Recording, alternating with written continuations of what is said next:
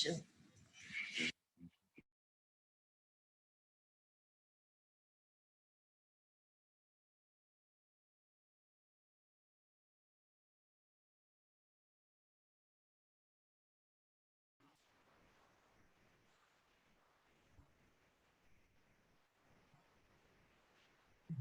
aqui, Luiz Henrique, tipo aonde aqui?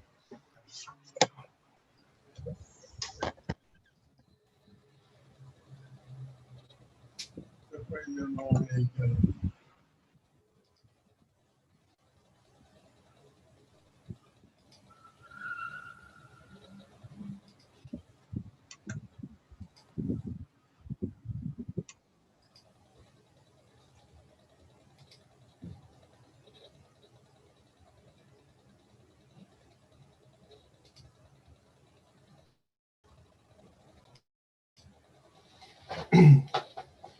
Boa noite, Luiz Henrique.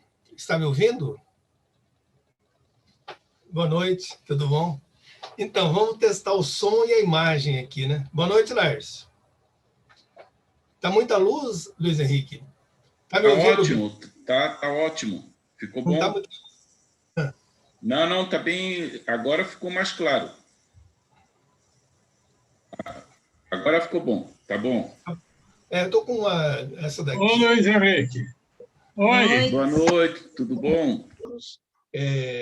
Essa é a minha última aula e vai ser o grande finale. E eu devo dizer a todos que essa aula deu-me assim um pouco mais de trabalho, porque são muitos personagens e eu procurei abranger assim mais ou menos 1000 anos de história, porque são muitas situações que vão aparecendo. Então eu vou sumarizar muitas das situações e ao final, quando abrir para perguntas, se alguém tiver alguma dúvida, alguém tiver assim algum comentário a fazer, então a gente vai permitindo, vai gerar tempo para isso, para que a gente possa conversar sobre esse tema tão importante que tantas mudanças trouxe na vida de todos, né? Bom, para começo, tem algum microfone aberto aí? Tem algum microfone aberto? Bom, o que eu posso começar dizendo é o seguinte: falar da reforma da igreja, começar em Lutero, seria muito simplista. Começa do Lutero e o restante para trás. Por que chegou a isso? Por que chegou a essa situação na qual Lutero, por exemplo, fez o que fez?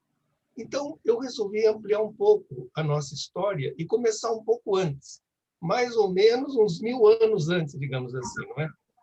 Porque há um estudo que diz que a Igreja Católica começou a se perder na época pós-Constantina, porque quando ela se aliou à riqueza, ela começou a perder os seus princípios antigos do cristianismo primitivo, não é? Onde tinha caridade, espiritualidade, e a Igreja passou a ser muito materialista, muito arrogante. E na Idade Média, como a gente falou naquela aula sobre o Islã, quem predominava era a Igreja. A Igreja fazia e acontecia, quer dizer, ela tinha todo o poder, ela tinha, vamos dizer assim, riquezas, o povo numa miséria desgraçada, e a Igreja ali, vivendo das riquezas, vivendo aquilo lá, não é? O perfil do clero naquela época era de bispos, padres, reconchuchudos, vamos dizer assim, não é? Gordos, roliços de gordo, e o povo passando fome. Os bispos fazendo questão de mostrar os dedos cheios de anéis, não é? Parecia uma joalheria ambulante, porque eles pensavam na riqueza, na materialidade, e o povo foi ficando muito, muito desgostoso com isso. Quer dizer, mas ninguém podia dizer nada, porque se dissesse alguma coisa, ou seria excomungado, ou seria morto, né? Então, o povo, passivamente, mesmo contrariado, ia levando a história, vamos dizer assim, do jeito que está. O povo naquela pobreza, como nós já falamos, e a igreja nem aí com as pessoas. Claro. Vocês que estão aí em casa, né? Limpe lá a maçaneta do portão, né? Porque a beleza tá com corona e tá lá em casa, né? O microfone, a reforma do portão. Por favor, alguém está com o telefone aberto aí, está interferindo na exposição. Então, como eu estava dizendo, não é? O povo, então, naquela dificuldade, e a igreja na opulência. Isso por muitos e muitos anos. E a igreja tinha um princípio que fazia com que as pessoas ficassem ao redor dela, que dizia o seguinte, que fora da igreja não há salvação. Então, uma coisa que é paradoxal é que mesmo fora da igreja não há salvação, há estudos que mostram que muitos padres desconheciam a Bíblia. Eles eram padres, bispos, porque a família queria, havia um poderio, todo mundo queria estar próximo da igreja, porque quem mandava, né? O poderio da igreja era sobre todos. Então, quer dizer, as pessoas eram pregadores, digamos assim, sem saber realmente a realidade que estava acontecendo. Bom, então a finalidade dessa aula não é mexer com religião, não é criticar ninguém. Tudo que eu falar hoje foi fruto de uma pesquisa muito grande, na qual eu procurei ser bastante imparcial, porém a história não me deixa ser tão imparcial assim. Mas isso, no decorrer da nossa apresentação, nós vamos conversar. E as dúvidas, então, caso não fique algo claro, falaremos no final. E a nossa história vai começar no dia 22 de julho de 1209. Era uma tarde quente do verão na França, a população desesperada, correndo de um lado para o outro, sem saber para onde ir, clamando por Jesus, pedindo piedade, clamando a Deus para que tivessem compaixão e resolveram se recolher dentro de uma igreja. Mais ou menos 5.000 pessoas. Os algozes que estavam atacando essa população eram comandados por um sujeito muito cruel chamado Simão de Montfort. Simão de Montfort, ele era um dos líderes daquela quarta cruzada que atacou e praticamente destruiu Constantinopla. Era um sujeito muito cruel mesmo, né?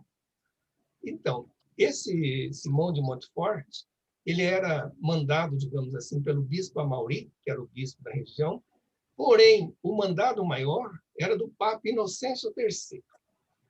Então, quando a população se recolheu ou refugiou-se dentro da igreja, a ordem do Papa veio direto. Queimem todos. E mataram todos. Queimaram aproximadamente 5.000 pessoas, rezando, pedindo a Jesus, pedindo a Deus.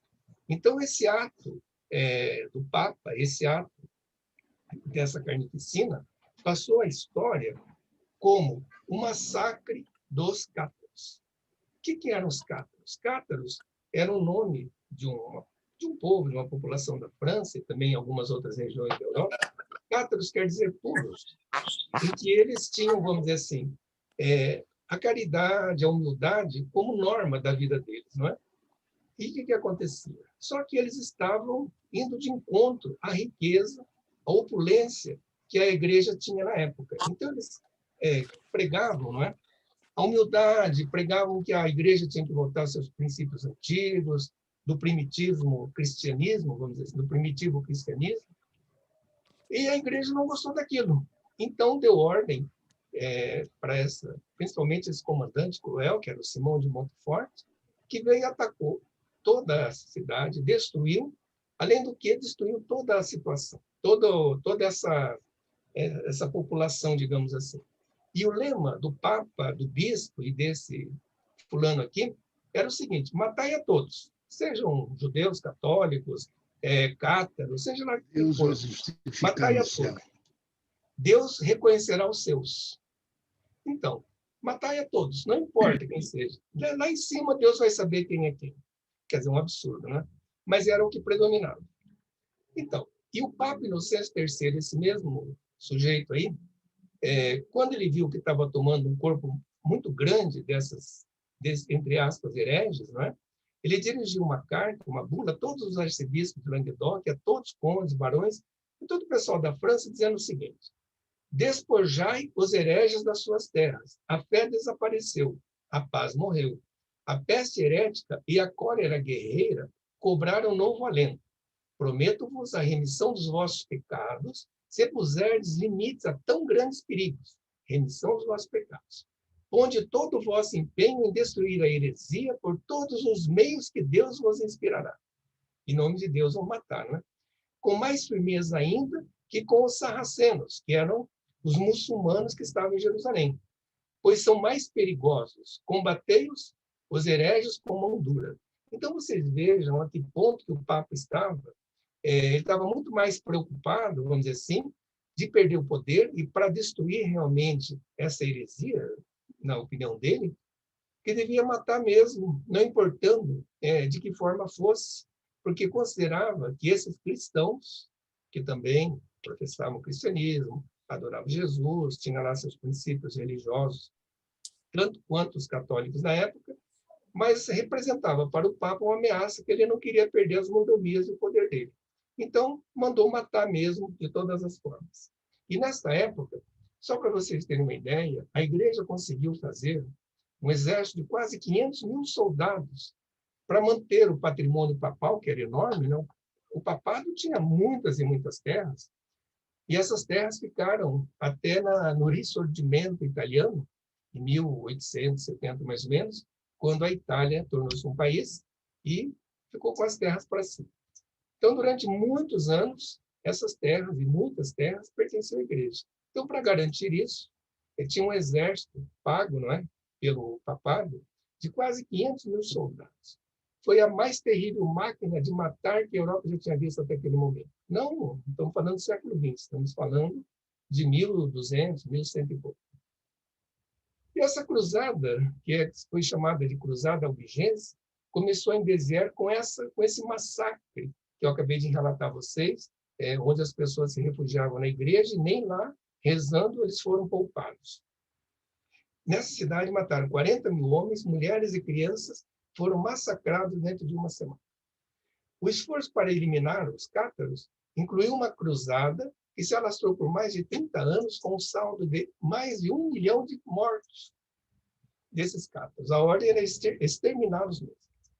E isso foi o mote, né, um dos principais motivos, para a criação do Tribunal do Santo Ofício, mais conhecido como Inquisição, que foi iniciado pelo Papa Inocêncio III, o mesmo que organizou toda essa matança aí, e oficializada pelo Papa Gregório VII, porque ele morreu, Inocêncio III, mas a coisa já estava sendo cozinhada, e em 1231, sob o argumento de que a matança de hereges não é assassinato, é algo que Deus está pedindo, algo que Deus quer, criou-se, então, o famigerado Tribunal do Santo Ofício.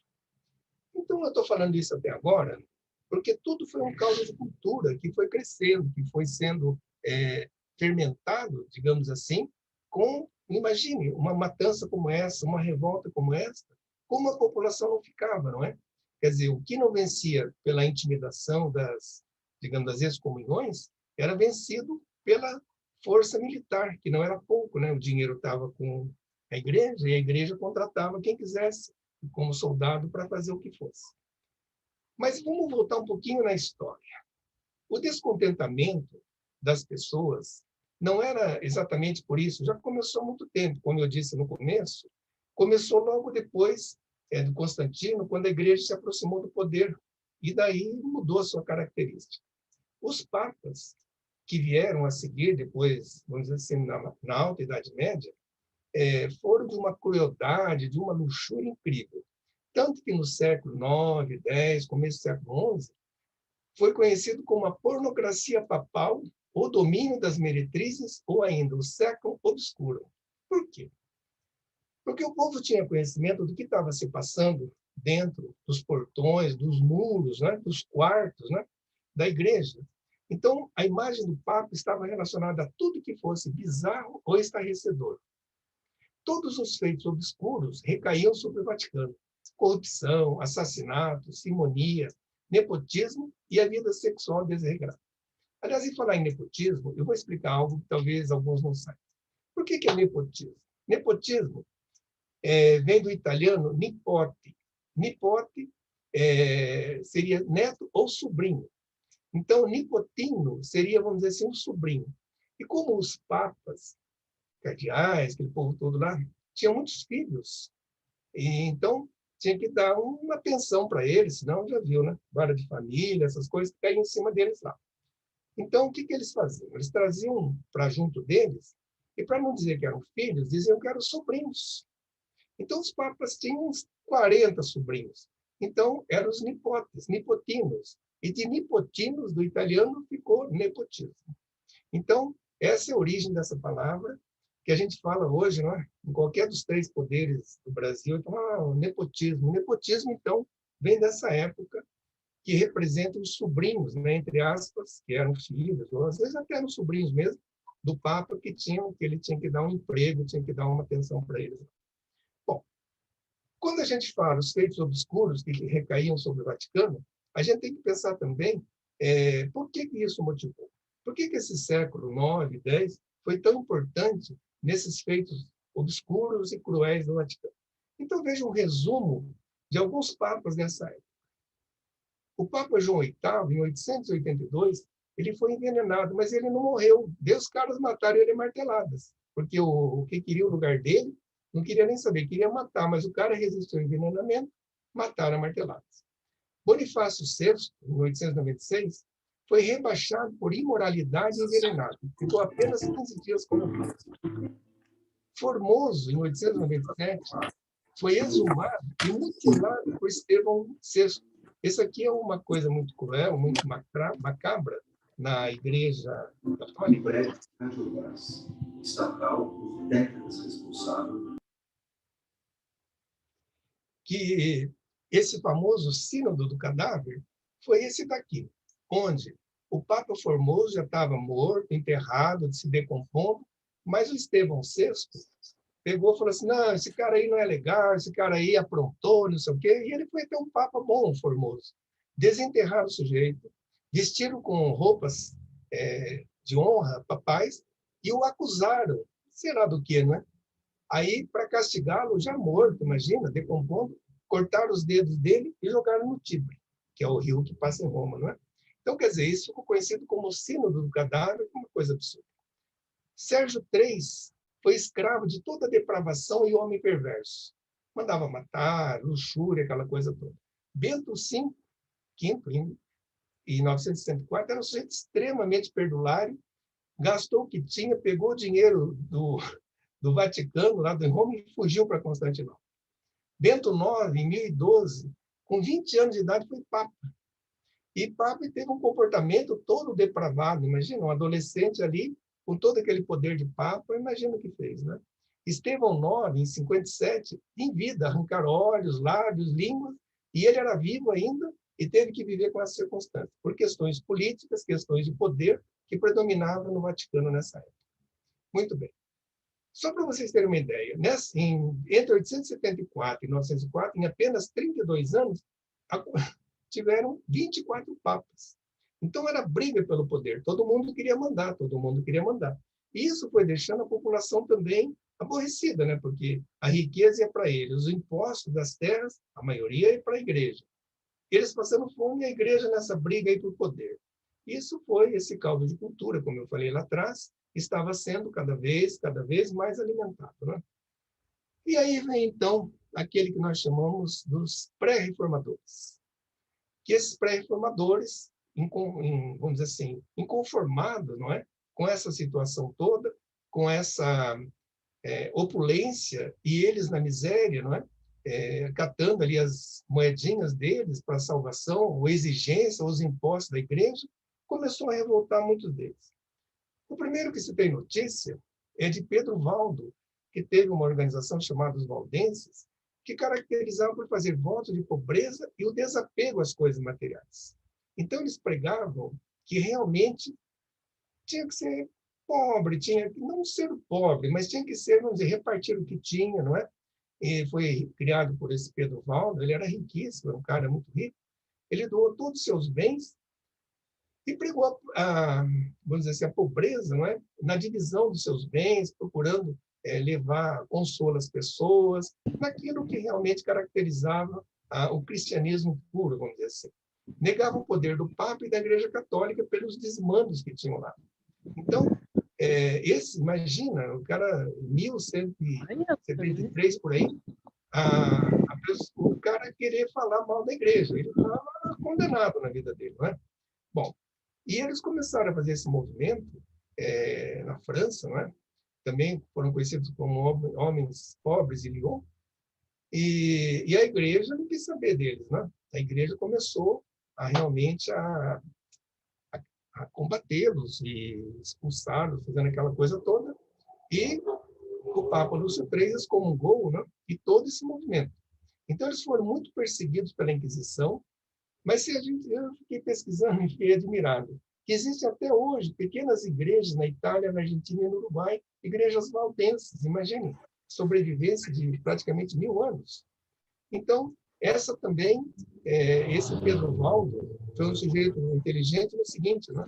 Ele morreu, mas não mandou dizer onde que ele estava enterrado. Ninguém sabe, até hoje, onde ele foi enterrado, justamente prevendo problemas no futuro que realmente poderiam acontecer ao seu cadáver, claro, né? Que ele já estava morto. Então, começamos aí por essa época, digamos assim, 1173, com esse precursor que é conhecido na história como um dos pré-reformadores. Mas daí vem um que é mais importante, deixou como exemplo seguidores, né? Que foi John, desculpe, escapou aqui, que foi realmente o Wycliffe, que foi o sujeito que trouxe uma mudança maior nessa história, né? Ele era professor da Universidade de Oxford, na Inglaterra, claro, teólogo, reformador, considerado precursor das reformas religiosas. Ele defendia que a igreja deveria retornar à primitiva pobreza dos tempos apostólicos, que seu poder devia ser limitado às questões espirituais e que a salvação eterna era conseguida principalmente através da fé. O que nós vamos ver aqui, como nós já vimos, como abrimos lá nos cátaros, e agora com os valdenses, e vai ser isso a tônica da nossa aula, vai falar, pô, esse cara só fala a mesma coisa, repete sempre a mesma coisa. Mas acontece que esses pré-reformadores, eles queriam que sempre queriam, um falava para o outro, eles queriam realmente que a igreja deveria ser mais espiritualizada do que materializada.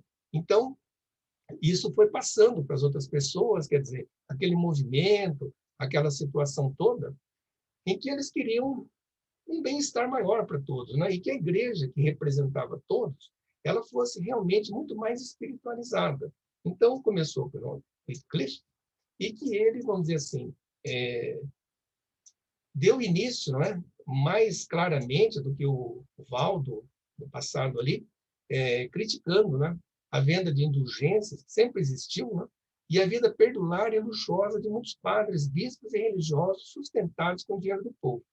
Para quem não sabe o que é indulgências, a indulgência é assim, você leva um dinheiro pouco ou grande, se você levar bastante, você vai rapidamente para o céu. Então, seria mais ou menos como você comprar um lugar no céu.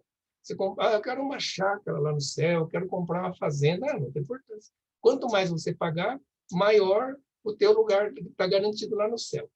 Então, seria mais ou menos isso, né? Quem pagasse bem não passava nem para o purgatório, já ia direto para o céu. E isso fez com que muita gente desse dinheiro e mantivesse a igreja de uma forma não opulência que foi. Bom, a igreja convocou o Concílio de Constância, nós falaremos lá na frente sobre isso, e declarou Wycliffe como herético, recomendou que todos os seus escritos fossem queimados e ordenou que seus restos mortais fossem exumados e queimados. Quer dizer, o outro que foi desenterrado e queimado, né? Mas veja, o que era a pregação dele e que seria, digamos assim, dos outros também? Basicamente a mesma coisa, como nós estamos vendo aqui, né? A vida perdulária, luxuosa, que era uma loucura, como viviam os padres. Hoje eu não sei como que é, estou afastado, mas hoje, pelo menos, não há tanta diferença, né, da classe do clero, da classe popular, digamos assim. Aí veio na República Tcheca Jan Hus. Jan Hus também pregava a ideia de que a igreja, pobre contra a opulência da igreja, a constituição do mundo onde prevaleceria a justiça social, né? Ele tinha um movimento, começou esse movimento chamado Hussitas, né? Que também ele baseou-se na ideia do John Wycliffe, porque eles são mais ou menos, digamos assim, mais ou menos próximos, que as ideias, por exemplo, do Wycliffe não ficaram mortas, estavam sempre ali alguém comentando, alguém falando, e um ia passando para o outro, não importa os países, né? Um era inglês, esse aqui já tinha. E ele criticava também que a comunhão devia ser restrita, devia ser popularizada, porque a comunhão naquele tempo era restrita ao corpo eclesiástico, quer dizer, as pessoas de origem mais humilde não tinham direito, né, à comunhão. somente o corpo eclesiástico ou os ricos da época, os reis, os príncipes, seja lá quem for. Então, ele seguia o pensamento também do John Wycliffe, mas tinha também lá suas dificuldades, como todos tiveram, né?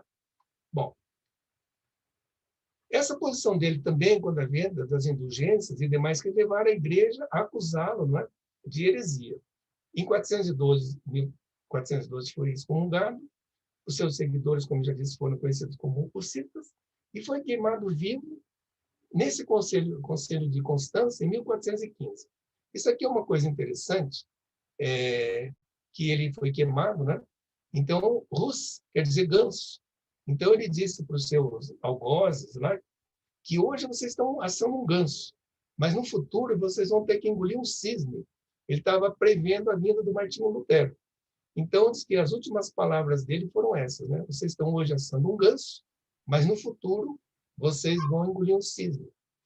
E aqui uma coisa muito, muito séria, porque o Jean Hus foi convidado, entre aspas, pelo organizador desse concílio de Constância, que era o rei Sigismundo, ou Sugismundo, que não era muito chegado num banho. Esse rei Sigismundo era o rei do Sacro Império Germânico. Ele falou, já vamos lá dar um papo lá no conselho.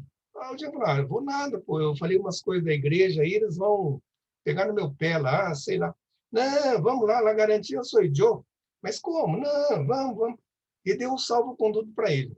E o Jean ficou meio assim, falou, pô, vou chegar lá, os caras não vão gostar do que eu falei, né? Ficou aí falando aí de venda de indulgências. Aí o imperador falou, não, la garantia sou eu, vai tranquilo. E a gente agora sabe a origem, la garantia sou eu, porque não adiantou nada o salvo-conduto dele, o Jean Hus acabou sendo queimado mesmo. Mas ele tinha um grande amigo, né? Um brother dele aí, que era o Jerônimo de Praga, que era o principal discípulo e o mais devotado amigo do Jean Hus. O Jean Hus falou para ele, Jerônimo, não vai lá não, que coisa está feia lá. Não, nós somos brother, nós vamos lá, vai dar tudo certo.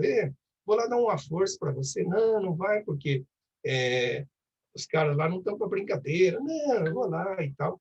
E aí acabaram realmente, ele acabou acompanhando o Jean Hus, não é? E não deu outra, né? Foi preso, queimado, torturado, e por todo esse povo aí. Ele também defendia as teses da reforma pregadas por Jean Hus, que também eram as mesmas, reforçavam aquilo que John Wycliffe já tinha dito na Inglaterra, alguns anos atrás. Então, esses reformadores tiveram essa situação toda, e eles todos têm a concluir, vamos dizer assim, nessa questão do Concílio de Constância. O que foi o Concílio de Constância, que durou esses 4 anos? Naquela ocasião, todo mundo queria ser papa. Todo mundo queria uma boquinha, não é? Eu quero ser papa. Quem que não queria ter o poder, né? Então, tinham 3 papas na época. Um em Roma, um em Pisa, na Itália também, né? E o outro em Avignon. Quer dizer, e deixou o povo meio maluco, porque vão obedecer a quem, vão falar com quem que manda, quem que não manda, quem que vai fazer uma coisa. Então, eles reuniram-se, né, durante 4 anos, e nessa cidade de Constância, para definir realmente quem saía, quem ficava, até decidir por um papa único, para não ficar essa bagunça que estava na igreja com 3 papas mandando, né? Essa cidade de Constância é uma cidade na Alemanha pequenininha, de 8 mil habitantes, e naquela ocasião albergou 72 mil estrangeiros, patriarca, cardeais, arcebispo, bispo, príncipes, e 3 mil prostitutas, né? Porque os pares também não eram de ferro, né? Sabe como é? Cardeais. Então, ninguém sabe o porquê de levar 3 mil prostitutas junto para esse concílio aqui. Diz que a maior festa que foi realmente uma boquinha livre, sabe como é que é, né? Aí os caras estavam reunidos lá e vamos decidir quem que é o Papa. Daí um teve uma ideia. Gente, e se a gente queimasse uns caras aí para dar exemplo? Pô, mas quem? Tem esse Jean aí, Hus aí, que está falando mal aí, não sei o quê. Pô, mas esse cara tem salvo-conduto. Que nada. Quem manda é a igreja, não é? Esse Sigismundo aí não manda nada. Vamos queimar esse cara. Mas tem um tal de Jerônimo. Vamos queimar também. Mas tem um cara aí também chamado John Wycliffe aí, que está fez, uma coisa. Queimamos também. Pô, mas esse cara está morto. Não tem importância. A gente desenterra e queima também. Então, para vocês verem como que as coisas eram, o poderio, né, de queimar as pessoas, e o que a igreja falava era lei e não se duvidava. E fazia o que queria. Bom, Então, esses nossos heróis aqui até agora, né, foram queimados. Aí nós chegamos em Florença. Girolamo Savonarola era um padre e que também se revoltou contra os crimes do Vaticano. Só que ele era meio maluquinho, esse sujeito. E ele fez o que chamou-se de Fogueira das Vaidades. O que era isso? Ele fez, imagina Florença nessa época, foi o berço do Renascimento, obras maravilhosas, e ele fez com que vários artistas, inclusive Botticelli, queimassem uma enormidade de quadros. Parece-me que Botticelli queimou 15 quadros nessa fogueira. Então, o que tinha de literatura, pintura, obras de arte foram queimadas pela instigação desse Savonarola. Mas ele não estava de todo errado. Só que ele se bateu logo com quem? Ele se bateu com Alexandre VI. Alexandre VI, para quem não sabe, foi o Rodrigo Borgia. Rodrigo Borgia é considerado o papa mais infame da história. De todos os papas que nós já falamos ali pouco, nenhum foi tão infame contra o Rodrigo como o Rodrigo Borgia. Foi acusado de assassinato, corrupções, chantagem, desvio de dinheiro, nepotismo, incesto. É um cara terrível. E ele tem duas situações interessantes. Ele teve 2 filhos, teve uma porção de filhos, mas 2 filhos mais conhecidos. Um é a Lucrécia Borgia. A Lucrécia Borgia, até algum tempo atrás, era conhecida como uma prostituta, uma cortesã. Mas hoje a história redime-a. Por quê? Porque a história mostra hoje que ela foi instrumento do pai dela, que ela teve que servir ao pai dela, porque o pai dela queria poder e fazia com que ela se casasse com o barão, com o conde, com o rei, matava o cara, né? Ela era viúva e herdava aquela terra. Então, ela serviu de instrumento para o pai durante quase toda a vida dela. Até que, ao final da vida, ela casou-se com uma pessoa que ela gostava, era um conde, e teve uma vida de caridade, tanto que ela foi quando ela morreu, foi enterrada com trajes de freira, porque ela teve um final de vida assim muito bonito. Então, tudo que a história falou representando Lucrécia Borgia é realmente intriga da oposição, porque a história hoje diz que ela foi uma pessoa bem caridosa e boa, foi o pai que estragou. Mas também ela tinha um irmão, filho do Rodrigo Borgia, que foi um terror, chamado César Borgia. Por que eu estou falando nisso? Porque está na época e é importante que a gente escute um pouquinho da história. César Borgia foi um sujeito extremamente cruel. Tão cruel que matou o irmão para assumir a coordenação e a chefia da guarda papal, do exército do Papa, né? Um exército enorme, como nós já vimos lá atrás, e ele queria ser o chefe, mas o chefe era o irmão. Ele matou o irmão, jogou no Tibre. Todo mundo jogava no Tibre lá em Roma, não? O rio vivia coalhado de corpos. E ele assume o lugar do irmão e foi um sujeito extremamente cruel. Tão cruel que, na mesma época, viveu Niccolò Maquiavel.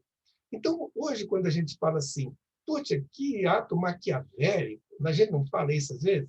Pô, mas esse cara é maquiavélico. Maquiavel foi escritor, e ele escreveu O Príncipe. E essa obra dele, O Príncipe, é baseado no César Borgia. E o César Borgia foi muito cruel, fazia de tudo para manter o poder, assassinato, fazia e acontecia. E o Niccolò Maquiavel se inspirou no César Borgia, no filho, já tinha para quem puxar, não é? Pelo pai. Em tudo que a gente fala hoje, que coisa maquiavélica, isso se remete ao César Borgia, que é dessa época, pelas atrocidades que ele fez, não é?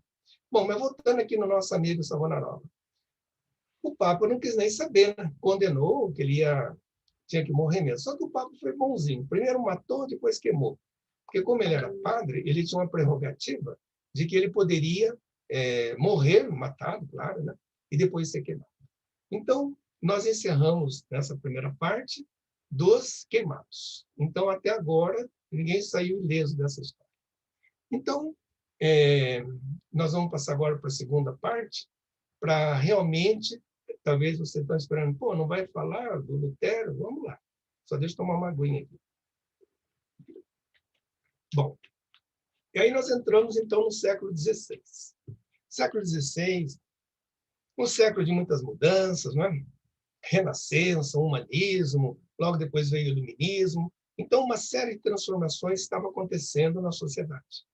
E a reforma religiosa que houve nesse tempo, a gente pode dividir, grosso modo, em 4 partes, né? A luterana, a calvinista, a inglesa, né? A anglicana e dos anabatistas.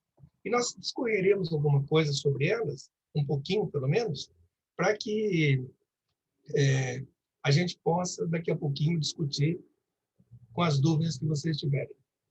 Bom, o primeiro, realmente, mais importante foi o Lutero, o Martinho Lutero, que o Martinho veio de uma família pobre e que a família queria que ele fosse um advogado. E ele estava até nessa daí. Mas conta a história que, numa noite, ele estava voltando para casa, uma tempestade muito forte, e ele, com medo de morrer, fez uma promessa para Santa Ana, que se ele escapasse vivo daquela tempestade, ele tornar-se-ia, então, um padre, um frei, sei lá. Então, tudo bem, ele cumpriu a promessa e realmente foi, tornou-se um padre, um sujeito muito inteligente, muito estudioso. E ele começou a entender da igreja, e ele foi um dia a Roma e ficou revoltado com o que ele viu lá, pela luxúria, pelo que ele viu lá, o que tinha no Vaticano, a riqueza, aquela coisa toda, e ele começou a achar que aquilo não estava certo, né?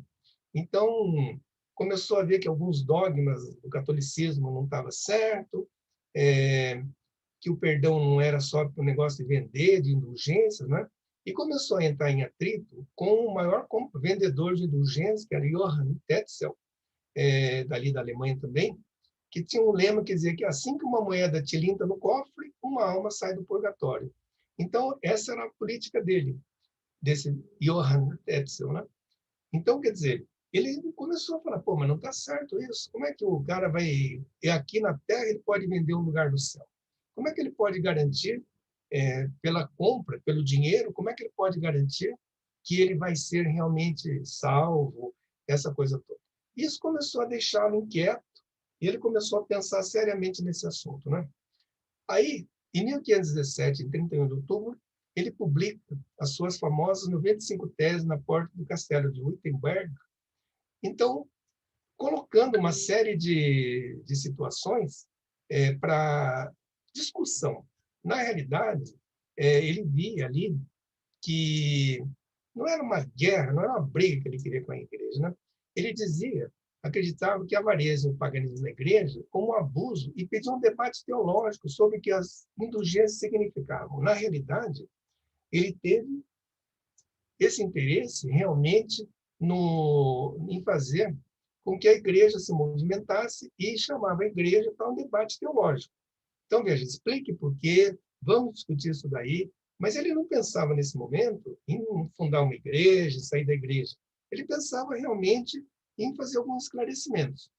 Então, a sua interpretação da Sagrada Escritura era que a salvação não poderia ser alcançada pelas boas obras, no caso, comprar indulgência, ou por qualquer mérito humano, ou quaisquer méritos humanos, mas tão somente pela fé em Cristo Jesus, único Salvador dos homens, sendo gratuitamente oferecida por Deus aos homens. A sola Escritura. Então, ele dizia que não precisava ninguém comprar nada. A sua fé, a sua obra, vamos dizer assim, a sua fé era o suficiente, não precisava comprar coisa alguma. Então, isso, a igreja ficou maluca, porque o Papa, nessa ocasião, estava construindo a igreja de São Pedro. Essa beleza que quando a gente vai a Roma, no Vaticano, fica louco para visitar, não é? Então, ela estava sendo construída e o Papa precisava de dinheiro. Então, a venda da indulgência dava um dinheiro bem grande para a igreja, embora se ali na Alemanha ele arrecadava 100, lá no Vaticano ia chegar uns 10, talvez, né? Porque no caminho isso ia sendo tirado por algum bispo, outro padre, sabe Deus, né? Então, mas de qualquer maneira, o Papa não gostou da história. Então, como eu disse para vocês, ele não tinha ideia, falar, não, vou formar uma nova religião, o negócio aí não está legal, não sei o quê. Ele queria que a igreja mudasse, não é? Para que a igreja tivesse esse olhar diferenciado que já vinha sendo aplicado, como eu disse a vocês, há quase 1000 anos atrás. A nossa história começou lá depois do Constantino, né? Em 400 e pouco, você vê, nós já estamos aqui em 1517. Então, ele queria que as autoridades eclesiásticas viessem com debate, explicassem as coisas, para que a igreja tivesse realmente uma modernidade, uma melhoria. E ele só passou realmente a hostilizar a igreja porque ele foi expulso dela, foi excomungado pelo Papa Leão X em 3 de janeiro de 1521.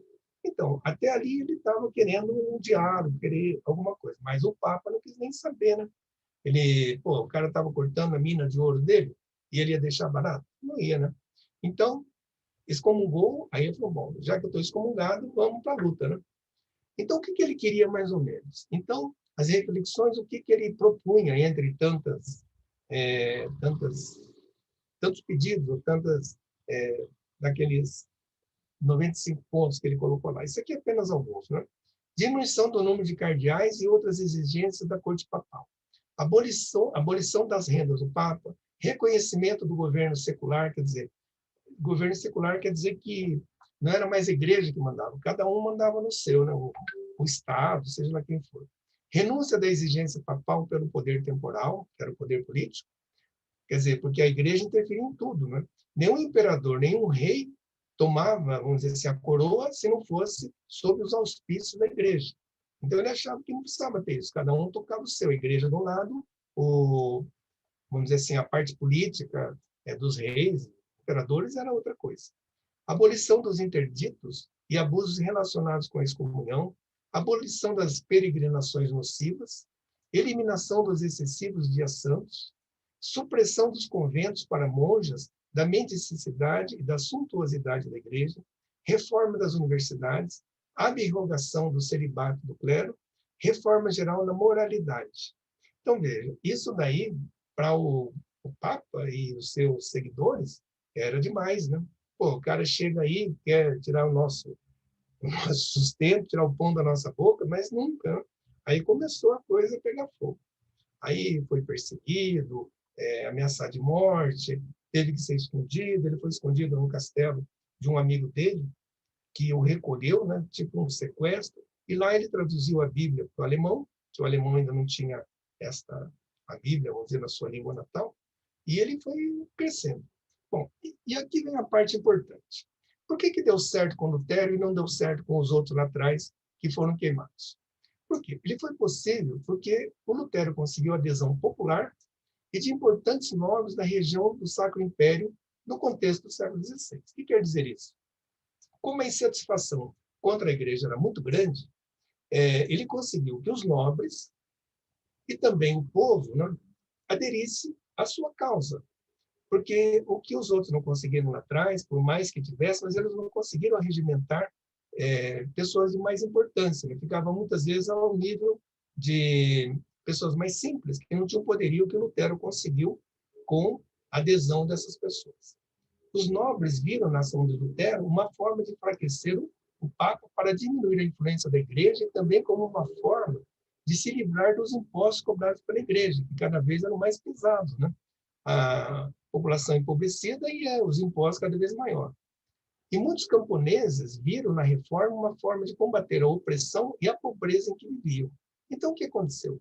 Lutero conseguiu unir a nobreza e a pobreza.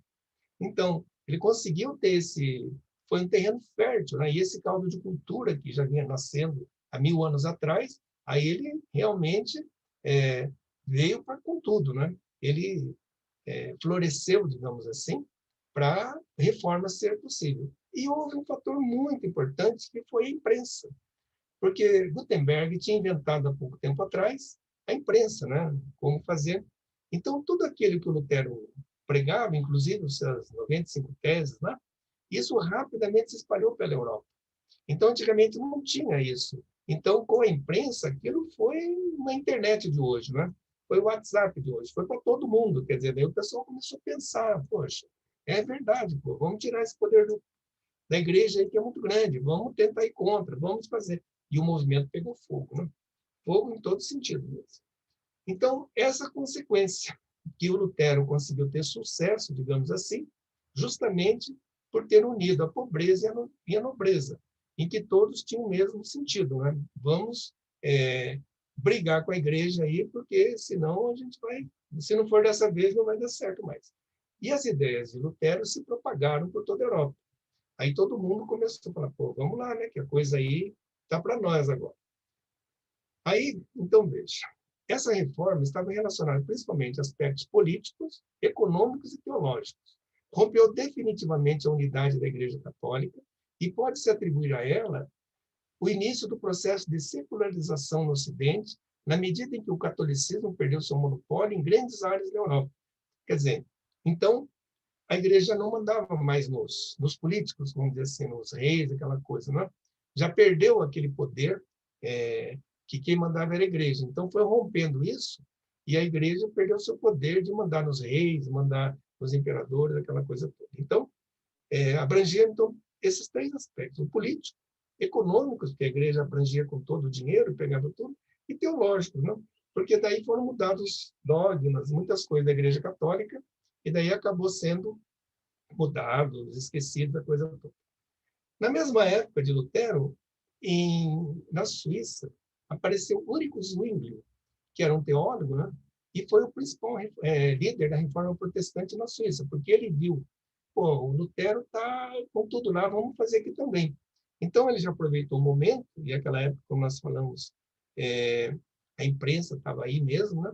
Preparou vários artigos de fé, teses, e proclamando realmente as mudanças que a Igreja devia ter, né? Então, todos eles primavam muito pela Bíblia, que a Bíblia realmente era o grande livro, era o que tinha que seguir, né? Defendia a predestinação, a salvação pela fé e condenava o celibato, a confissão, sendo Deus o responsável pelo perdão dos pecados e não os padres. Naquilo que a gente viu naquela aula de ortodoxia, lá da Igreja Ortodoxa, da confissão, né? O sujeito vai confessar com um padre, que é uma pessoa comum, né? Quando a pessoa talvez tenha uma coisa muito importante para dizer.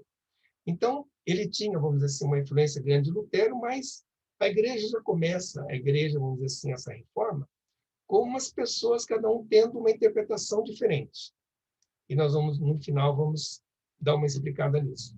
Então, ele tinha uma influência de Lutero, claro, que foi Lutero que começou lá na Alemanha, mas ele começou a ter uma interpretação diferente.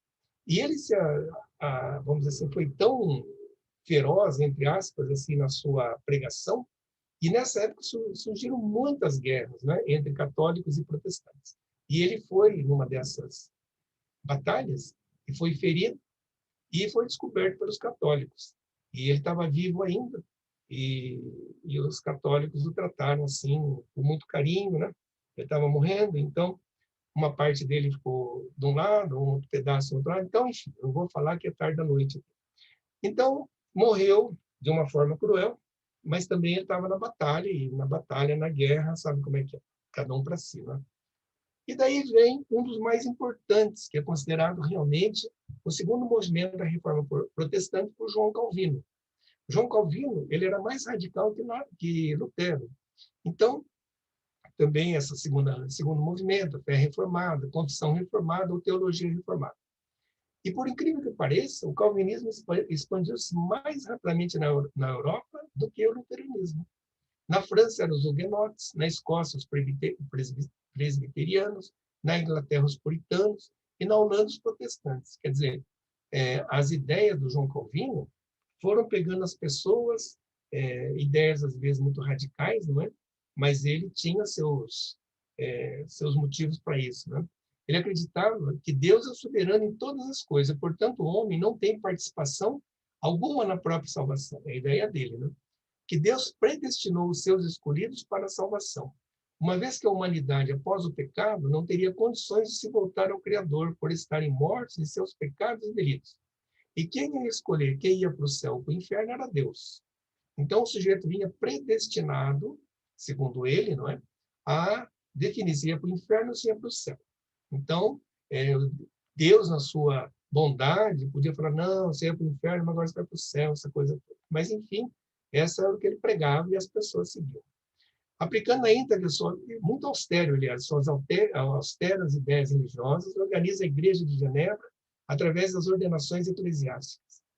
Ele voltou para Genebra, porque ele tinha sido expulso, foi para a França, também com as suas ideias expulsaram-no da França, ele era francês, né? E daí ele voltou para Genebra, e aí ele foi realmente o grande, vamos dizer assim, idealizador, né, desse grande centro protestante que foi em Genebra. Mas ele chegou, já eliminou seus opositores, e tornou-se o governante absoluto de Genebra, tanto sob o aspecto religioso como no político e econômico. Porque, vejam bem, né? A questão é que é a briga de poder, né? Saiu, por exemplo, a Igreja Católica e entram outros, com outros pensamentos, talvez mais cruéis. Então, o Calvino foi um desses. Ele entrou lá e falou, agora quem manda aqui sou eu, não é mais a igreja, não é mais político, sou eu que mando. E ele foi muito duro, né? Porque ele proibiu de dança, de ir no teatro. Nos domingos, vamos dizer assim, não podia, né, jogar cartas, não podia dançar. E até mesmo o trabalho nesse dia seria considerado crime. Então, só para ver como ele foi rígido, nos 4 primeiros anos do seu governo, contaram 58 execuções, e muitas delas, e muitas penas, né, os que transgrediram, vamos dizer assim, as suas leis. Pessoas suspeitas de bruxaria, assim como quem discordava de Calvino, foram queimadas vivas em fogueiras. Então, vocês vejam que mesmo nessa reforma, isso é muito semelhante à Inquisição Católica, não é? Mesmo ele tendo um poder maior, isso daí também leva a um pensamento muito radical, não é?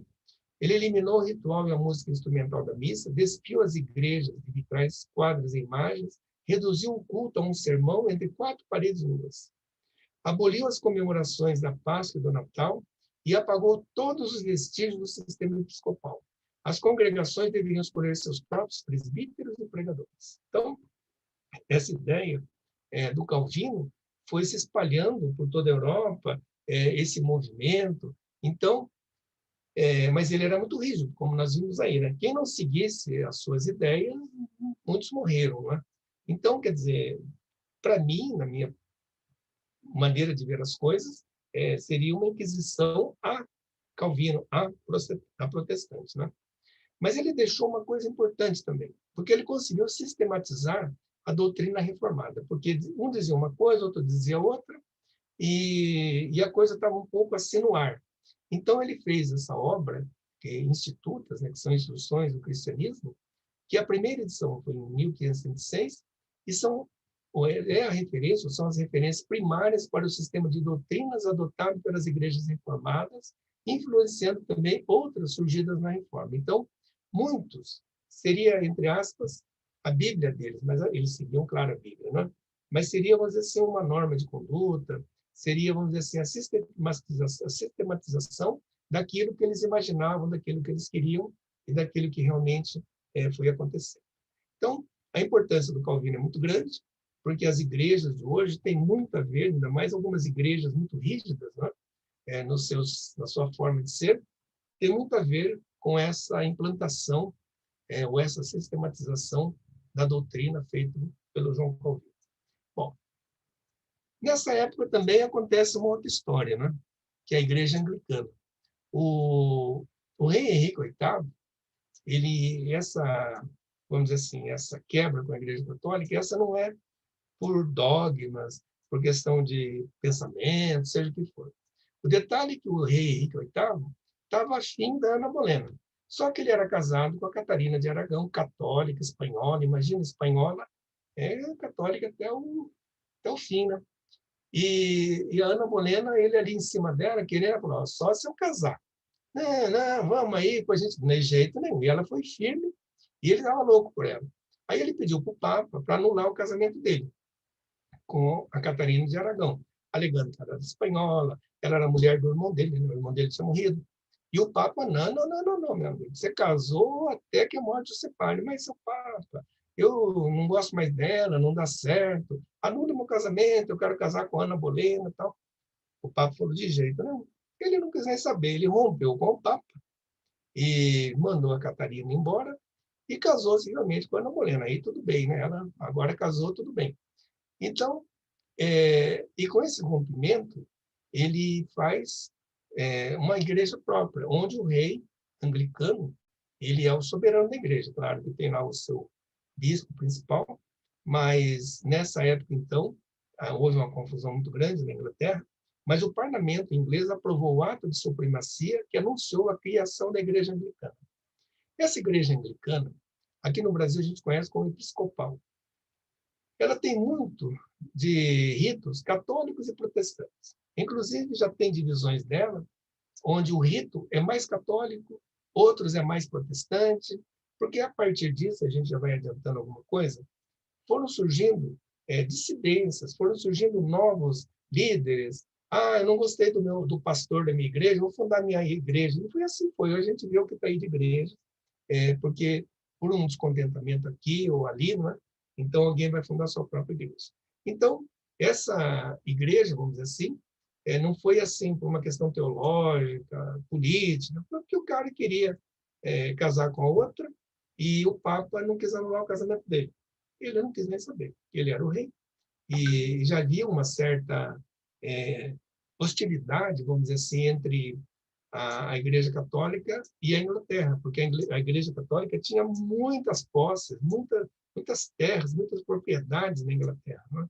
E com esse ato do rei, eles foram lá e tomaram todas as terras lá, expulsaram os bispos, cardeais, seja lá o que for. Né? Mas, enfim, essa é a história da formação da Igreja Anglicana ou Episcopal aqui no Brasil. Mas aí vem uma outra corrente também, que hoje a gente se fala muito pouco, que são ou foram, né, os anabatistas, com duas personalidades importantes, que é o Menno Simons, né, e Thomas Mintzig. Esses anabatistas, eles conseguiram deixar os católicos e os protestantes contra eles, né? Porque esse anabatista, eles eram rebatizadores. Eles diziam que o batismo não tem que ser quando a criança nasce. O batismo tem que ser quando a pessoa tem realmente consciência do que é a cristandade, do que é a religião. Então, ele tem que se batizar na idade que ele se sentir, vamos dizer assim, pronto para receber Cristo, vamos dizer, né? Seja aos 10, aos 15, aos 20, aos 40, 50, seja o que for, né? E eles defendiam a essência do cristianismo como era no princípio. A humildade, a igualdade, a solidariedade, a divisão dos bens. Então, eles tinham isso. E não queriam ter relação da igreja com o Estado. E eles que foram dos primeiros que diziam que a igreja caiu em pecado a partir de Constantino, aquele que nós falamos já desde o começo, que a igreja foi se perdendo no poder, na materialidade, e fugiu dos princípios, não é? da essência do cristianismo, que, como nós já vimos, ninguém mais queria seguir isso daqui. Só que esse negócio de não ter relação da igreja com o Estado, da questão do batismo, irritou tanto católicos como protestantes. E eles foram perseguidos, massacrados.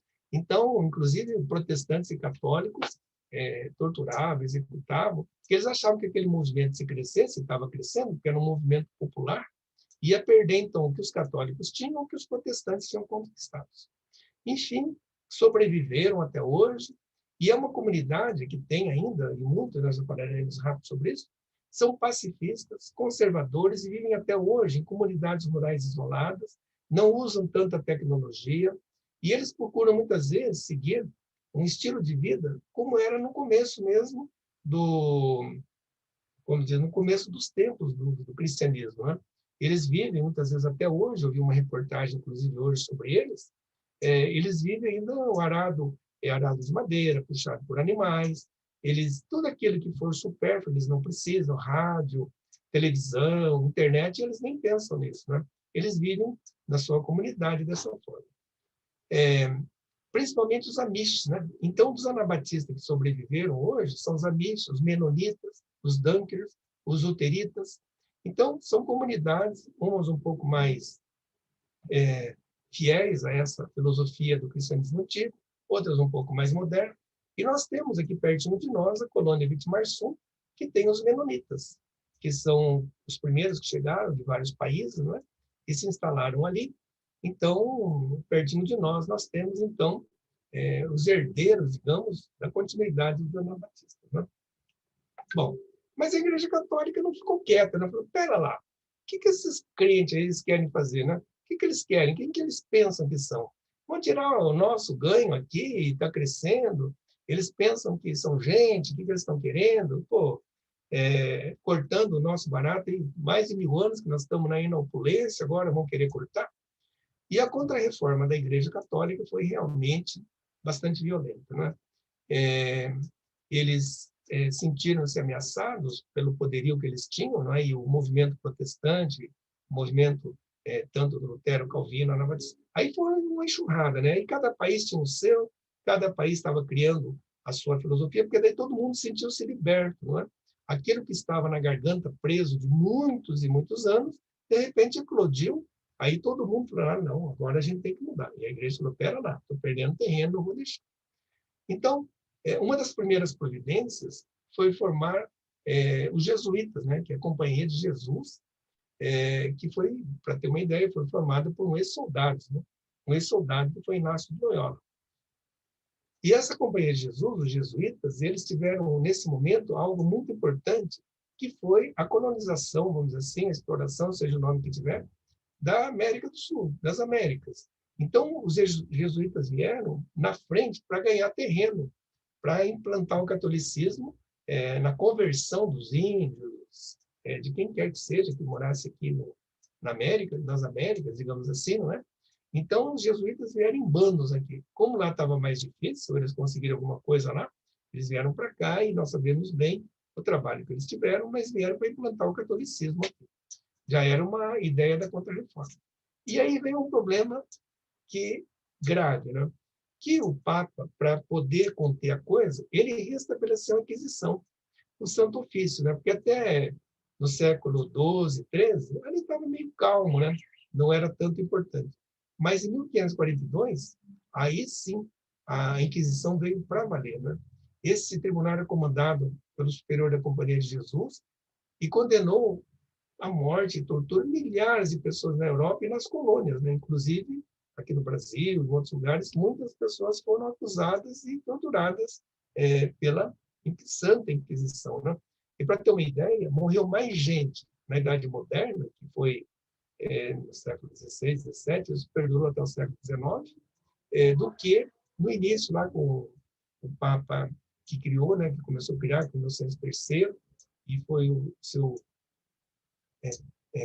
sucessor que assinou lá o negócio, né? Naquele tempo não morreram tanto, como morreram muito mais torturados aqui.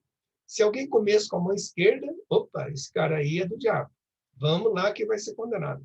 Se alguém recusasse carne de porco, por exemplo, porque judeu não come carne de porco, judeu também entrava na lista aí, ia ser torturado, por que ele não come carne de porco? Então, qualquer coisinha seria motivo para a pessoa ser torturada e, posteriormente, morta, que mais seja de forma for, né?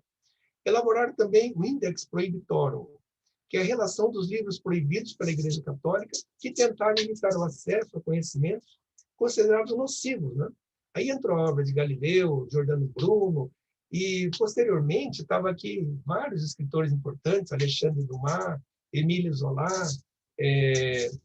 vários escritores, e até ultimamente, até o Dan Brown, né, que fez aquelas críticas, aquela coisa toda, todos eles foram censurados, né? Para a gente ter uma ideia, até 1948, mais de 4.000 títulos censurados pela Igreja por várias razões. Os católicos não podiam ler esses livros, eram livros proibidos. Então, quer dizer, é uma forma de coerção que persistiu ainda, não é? Bom, e as guerras?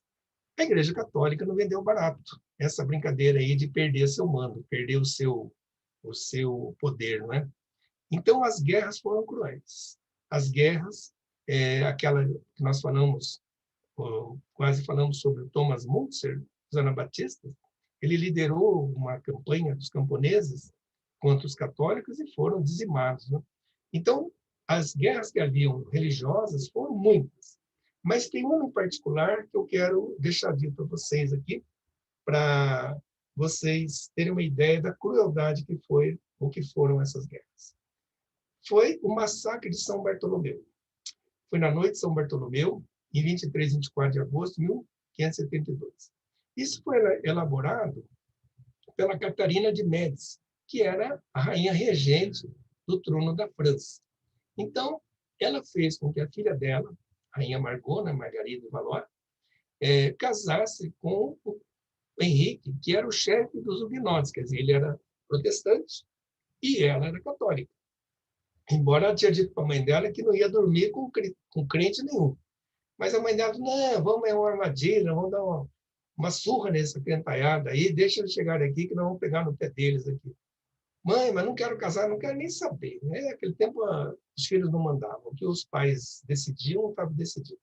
Mas isso tudo era uma armadilha, né? Quer dizer, supostamente era para acalmar a briga que havia na França entre os católicos e protestantes, né? Então, o que aconteceu? Aconteceu que o dia do casamento, já estavam, os protestantes foram, boca livre, vamos lá, vai ter festa, vai ser paz agora, os católicos vão nos aceitar, que legal, vamos. E vieram mesmo, né? E acontece que na noite do casamento, que foi na noite de São Bartolomeu, os católicos estavam prontos, né, a mando da rainha, e mataram só em Paris 3.000 pessoas. E em toda a França, e deflagrou pela França uma busca, uma vingança, né? Não sei se esse é o termo, mas uma crueldade, uma carnificina muito grande. E na França, naqueles dias, morreram mais de 70.000 pessoas. Todo a mando dessa rainha católica, não é? De Médici, imagina, de Florença, e que fez essa armadilha, digamos assim, para os protestantes irem até Paris. Aí, não só em Paris, por toda a França, o derrame de sangue foi muito grande. Então, eu queria deixar registrado isso, porque o massacre de São Bartolomeu está até para os espíritas escrito, relatado com destaque em 2 obras, A Noite de São Bartolomeu e Ecos de São Bartolomeu. Allan Kardec traz o artigo Os Gritos da Noite de São Bartolomeu, na Revista Espírita, de setembro de 1858, sobre o tema. E a matança de São Bartolomeu está no Momentos Evangélicos do Divaldo Franco, que ele falou em 25 de agosto de 2020. Então, vocês vejam que na parte espiritual, esse massacre está bem registrado, né? Pela crueldade, pela maldade, infelizmente caracteriza ainda muitos dos seres humanos, né? Então, quer dizer, tudo isso fez com que a maldade dessas pessoas eclodisse até no terreno do espiritismo, né? Bom, esse aqui é um dos últimos slides. Eu já estou quase terminando, para nós termos tempo de uma discussão. E eu queria dizer alguma coisa nesse encerramento. A religião, há uma frase que não é do Marx, mas disseram que é dele, que diz que a religião é ópio do povo. Eu prefiro um grande amigo, professor meu, do Cristão e da Hilda, que foi o João Manuel, de saudosa memória, que ele dizia assim, que a religião é algo que, se não existisse, tinha que ser inventado. E aqui eu me reporto na primeira e brilhante aula, que foi do Manuel, onde ele dizia que os seres, os nossos ancestrais, não é? De milhares de anos atrás, eles adoravam, eles respeitavam o trovão, raio, sol, a lua, que eles tinham isso como adoração, como seres supremos. Então, a religião, segundo João Manuel, dizia que a religião é um freio que segura as pessoas. E esse freio é muito importante, porque, veja, não tem nada mais superior do que os 10 mandamentos. Os 10 mandamentos é o código de vida que todos deveriam seguir. Não matar, não roubar, respeitar pai e mãe. Tudo aquilo que está nos 10 mandamentos é aquilo que realmente as pessoas, é um código que vale para qualquer religião, para qualquer pessoa. Então, a religião é algo que, se não existisse, deveria ser existido. Porque é onde as pessoas realmente têm, entre aspas, esse freio que vai com que a pessoa siga algumas doutrinas, siga uma norma de vida. Tem igrejas realmente mais proibitivas, outras mais permissivas. Cada um viveu, vamos dizer assim, da forma, ou está fazendo da forma como que achar melhor. Mas, nesse encerramento, eu queria dizer o seguinte.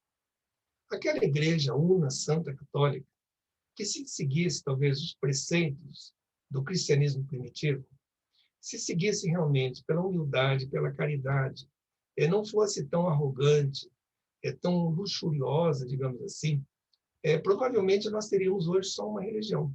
Provavelmente nós teríamos hoje uma única religião, desde que dos princípios que Jesus nos ensinou, que os apóstolos disseram, fossem pregados até hoje.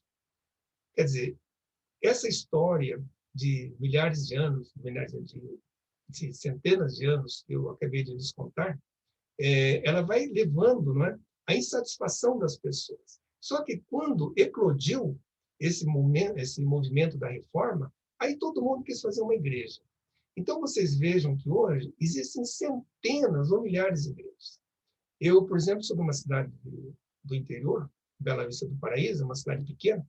Quando eu morava lá, na minha juventude, havia 4 igrejas. A Igreja Católica, que era soberana, enorme, era o prédio maior da cidade. A Igreja Assembleia de Deus, Congregação Cristã do Brasil e o Presbiteriano. E todos nós vivíamos muito bem, nos dávamos muito bem. Quando eu volto hoje lá, a impressão que eu tenho é que cada esquina tem uma igreja nova.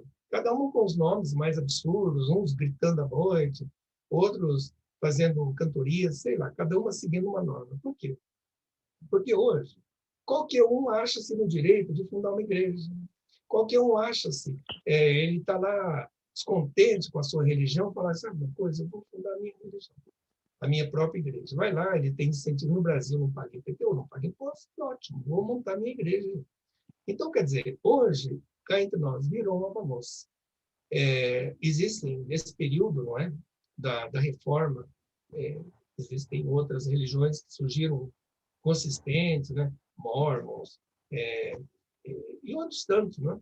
Mas hoje nós estamos no neoevangelismo, onde surgem igrejas que você nem imagina, o nome, aquela coisa toda. Então, eu volto a isso. Se a igreja mantivesse a humildade, mantivesse realmente os princípios que norteavam Jesus, norteavam todo o seu ensinamento, provavelmente hoje nós teríamos uma única igreja. No entanto, nós temos milhares de igrejas, cada uma com os nomes mais esdrúxulos. E eu quero deixar aqui para vocês, nem vou ler, esse último slide de uma igreja que eu vi agora, e eu gostaria de entender, porque eu não entendi o nome dessa igreja. Então, se alguém puder, vamos dizer assim, me definir, o que é essa igreja quadrangular do Triângulo Redondo? Então, para vocês terem uma ideia do que nós temos, não é? De nomes de igrejas mais absurdos possíveis. Então, hoje a coisa é assim, e eu agradeço a atenção e estou à disposição. Se alguém quiser fazer alguma pergunta, se eu souber responder. Não? Então, encerrei a minha participação da aula e fico à disposição aí se alguém quiser fazer alguma pergunta. Nós temos tempo, eu cuidei para não passar muito do tempo, né? Daqui a pouquinho todo mundo quer dormir, então eu também não vou ficar aqui enrolando muito. Não. Então, parabéns, Ossá, parabéns. Muito bom, excelente. Conhece a história, né? Então, doutor Sá, só para complementar, ali à noite de São Bartolomeu, além daquelas 2 citações, nós temos uma psicografia da médium Ivone do Amaral Pereira e o espírito Charles, que descreve mediunicamente a noite de São Bartolomeu. O livro se chama Nas Voragens do Pecado. É muito interessante, porque é um espírito que vivenciou e foi mártir na noite, então ele conta no livro a história de São Bartolomeu. O massacre, né? Mas parabéns, doutor Sá, parabéns. Obrigado. Alguém quer fazer alguma pergunta para o doutor Sá? Eu gostaria. Eu gostaria. Pois não, Sérgio.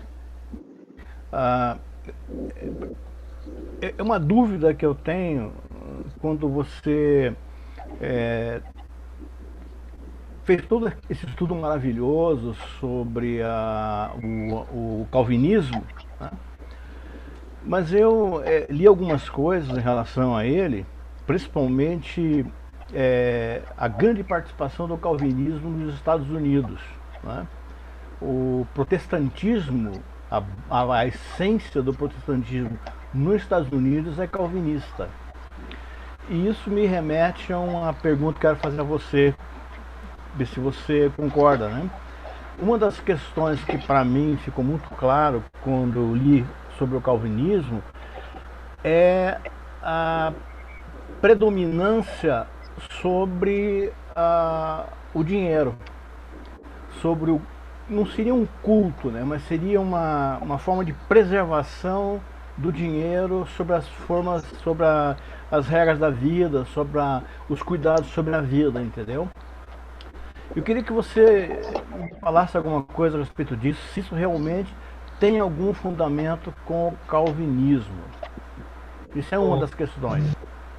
E a outra Na verdade, você tem razão quando você falou, quando você citou die Religion sei das Optimum das Volks, né? Ou seja, em português quer dizer a religião é o ópio do povo.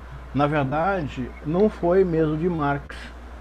Na verdade, quem idealizou isso foi Hegel, que foi um companheiro de Marx. Marx simplesmente deu continuidade a essa ideia. E o curioso é que essa questão, né, da religião como ópio do povo, já em Immanuel Kant, ele já tratava disso, Johann Herder também, Ludwig von Bach também, Bruno Bauer e Moses Hess e Heinrich Heine também, todos eles deram um foco nessa condição. Então, a primeira questão que eu te coloquei, eu queria agora abordar esse assunto, né, apenas acrescentando. A palavra é tua. Realmente, vou começar pela segunda. É tudo isso que você falou mesmo. São esses filósofos, né? Marx, aliás, não vamos discutir Marx aqui, que é complicado, mas a frase, como eu disse ali, é atribuída a ele, mas não foi ele o autor dela. A questão do calvinismo, o que acontece na realidade é que ele foi muito subdividido, não é? Você veja, um dos calvinistas, digamos assim, são os puritanos. E eles foram muito mais, digamos assim, muito mais proibitivos do que a própria Igreja Católica. Você veja, por exemplo, eles vieram e não mudaram muitas coisas. Eles também tinham lá seus códigos de julgamento. Lembra aquele filme, aquela história das bruxas de Salem, né? Que foram julgadas, mortas por bruxaria, aquelas coisas todas. A questão do dinheiro é uma questão assim que me faz um pouco do conhecimento. Por quê? Porque muitas dessas igrejas, eu estava fazendo uma revisão ainda hoje, elas recebem doações. Muitas dessas igrejas que surgiram depois dessa época não tem como diz, a sacolinha para receber o dinheiro. São pessoas que doam pessoas de dinheiro, e nos Estados Unidos tem muita gente de dinheiro, né, que faz as doações. Agora, que predomina o dinheiro sobre a espiritualidade, Sérgio, sinceramente, talvez eu não sinta isso, pelo menos por essa revisão. Eles são como qualquer igreja, entendeu? Todo dinheiro é bem-vindo, não é? Todo dinheiro que chegar aqui é bem-vindo. Então, eu acredito que eles querem o dinheiro tanto quanto outros também. Eu cito isso, sabe por quê? Porque quando, na época que eu fiz o meu mestrado, eu tive um professor que era dos Estados Unidos, né? E um dia a gente conversando sobre isso e tal, e ele fez uma abordagem, uma ligação nesse caminho, né? Há muito tempo atrás, né? E isso me deixou bastante curioso e me trouxe também para fazer uma ponte com esse modelo, né, de religião evangélica que nós temos hoje, que é essa condução, né, entendeu? Me liga a essa questão. Posso estar errado, não sei, mas assim ficou muito claro para mim quando eu conversei com esse meu professor. O certo é o seguinte: não tem igreja pobre. Isso é. Não tem. Deixa eu contar. Obrigado, Fá. Rapidamente. Tinha uma paciente falecida. Essa senhora, ela tinha tirado um carro 0 quilômetro. Daí, ela frequentava uma dessas grandes igrejas neopentecostais. Não vou falar o nome aqui, senão me prende. Enfim, ela foi na igreja e aí o bispo, eu entreguei já. O bispo falou se ela não queria doar aquele carro. Ela, de boa vontade, doou o carro. Aí chegou em casa de táxi, falou, mas estava com o carro 0, agora veio aí de táxi. Não, eu doei meu carro para a igreja. O filho ficou louco, mas está louca, mãe? Já estava meio louca. Mas, enfim, daí saiu correndo lá na igreja, questão de 3 horas depois. Quando chegou na igreja, falou, eu quero o carro da minha mãe. Que mãe? O carro dela. Que carro? Os caras têm uma técnica, tem já uma precisão. Em questão de 3 horas, o carro já estava em nome de uma outra pessoa, já não tinha mais a ver, e o cara perdeu. A mãe perdeu o carro. Então, já existe uma máquina, não é? De fazer dinheiro que é uma coisa que, infelizmente, as pessoas vendem o paraíso aqui. E eu queria fazer um adendo, me perdoe se eu estou falando muito. A questão, por exemplo, do catolicismo, e essas igrejas mais antigas, da Reforma, elas fazem, a pessoa vai estudar, vai rezar, tal, para ter um lugar no céu, para ter um lugar lá, para estar esperando, né, pelas boas ações, ou pela predestinação. Essas neo-evangélicas, elas prometem o seguinte, elas prometem hoje, o cara vai lá, por bispo, precisa de um emprego, precisa de um casamento, precisa de um carro. Ai, meu filho, então deixa o dinheiro aí que você vai ter. Eu dou dinheiro. Então, quer dizer, essas evangélicas prometem um bem hoje. O futuro é o futuro. Entendeu? É outra história que não é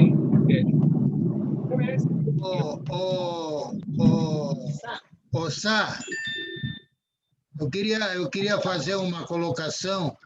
Pois não? Estão me ouvindo?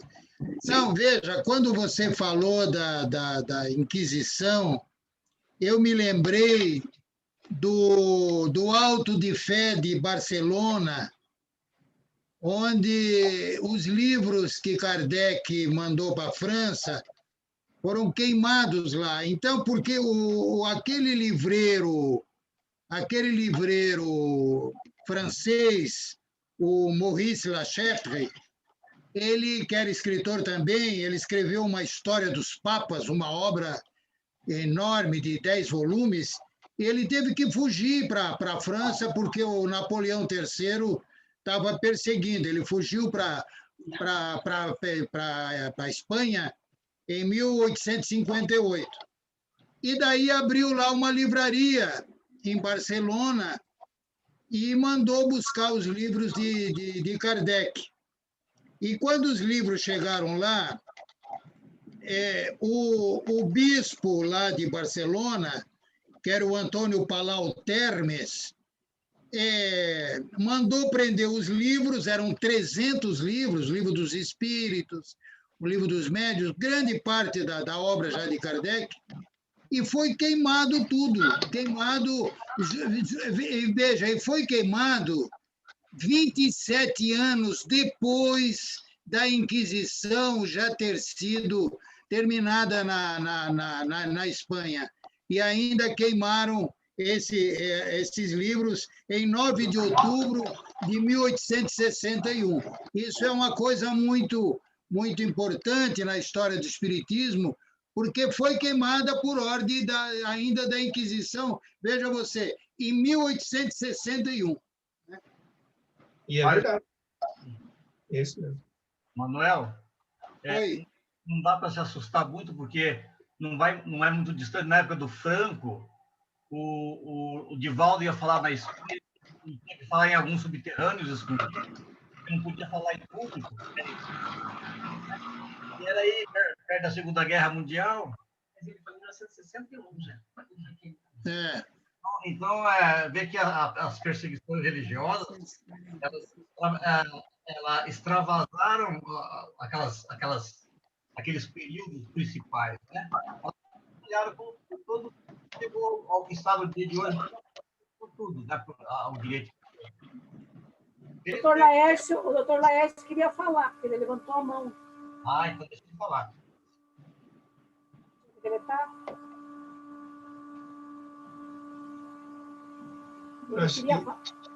Será que ele já saiu? Ele ia falar, ele levantou a mão ali na hora que o Sérgio também levantou. Levantou a mão para ir embora. Pode ser. Essa questão da religião é uma questão bem complexa, porque, veja, quantas pessoas se mataram, né? Talvez não...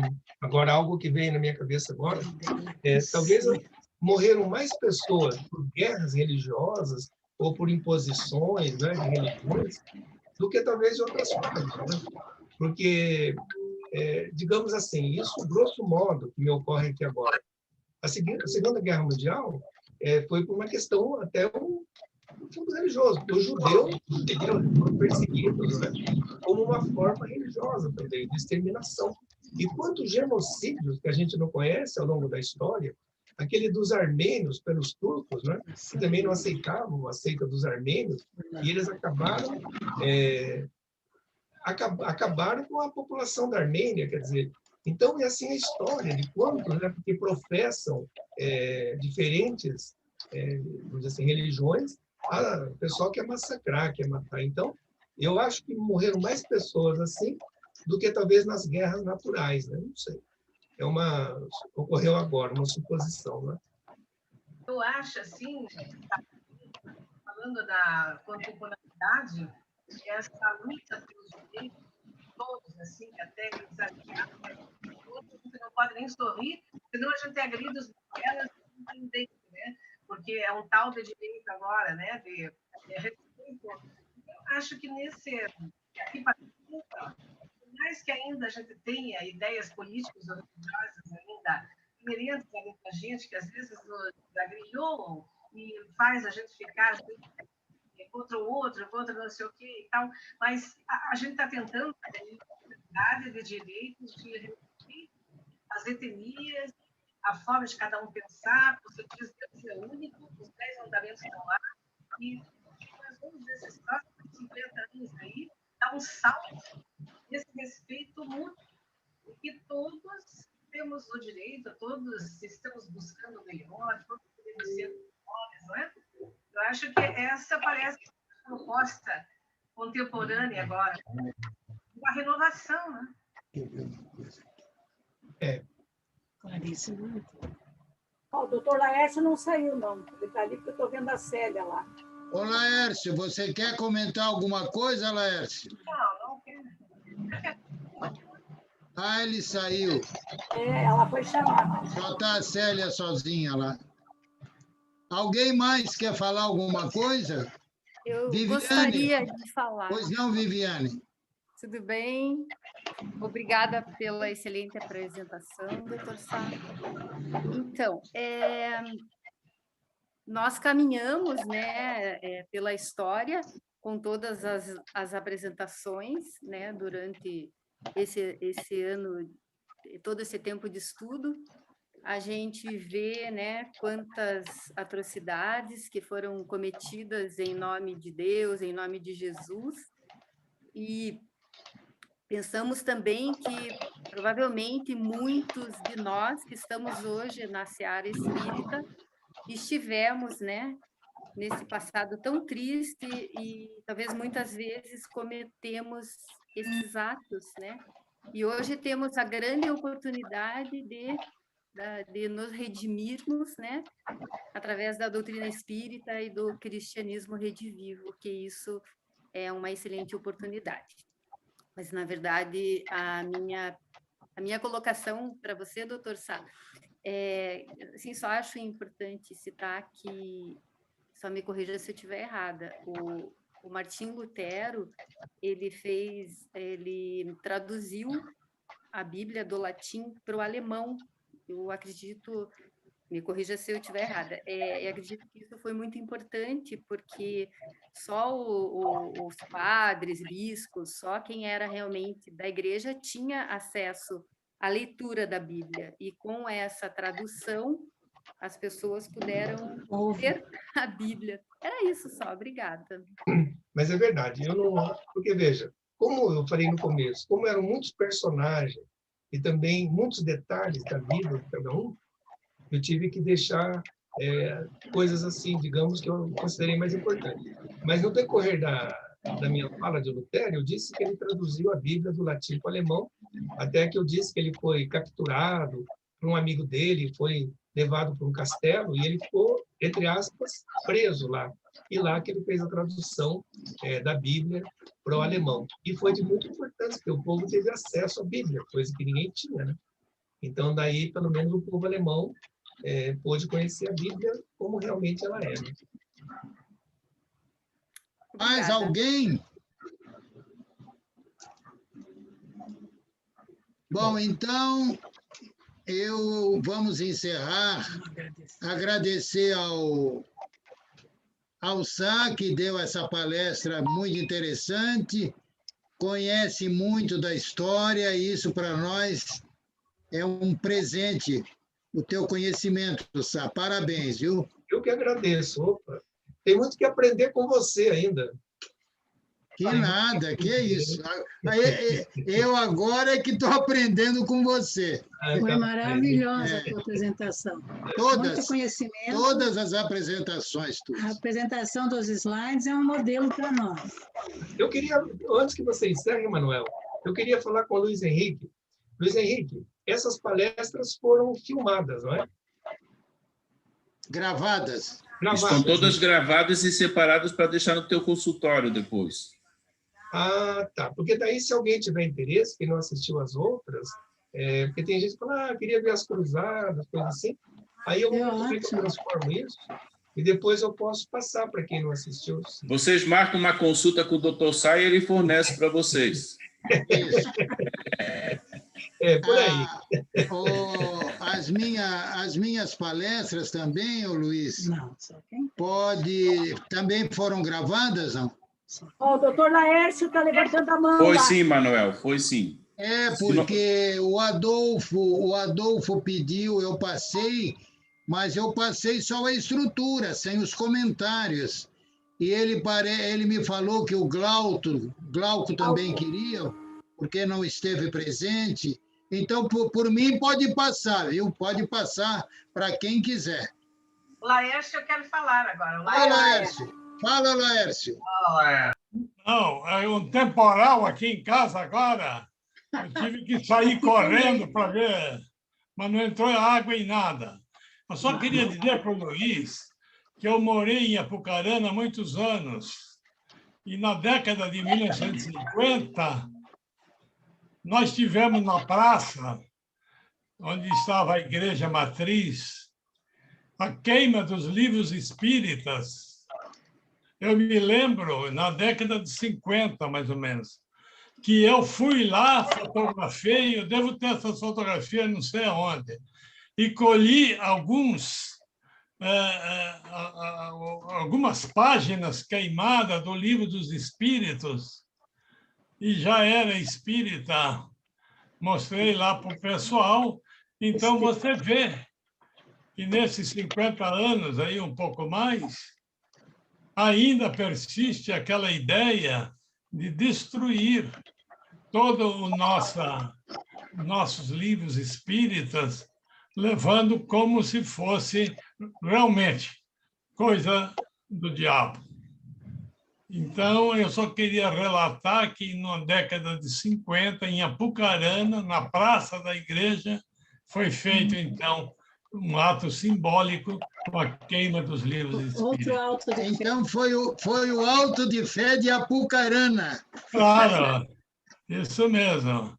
Presenciado pelo bispo aqui. Mas foi tudo assim.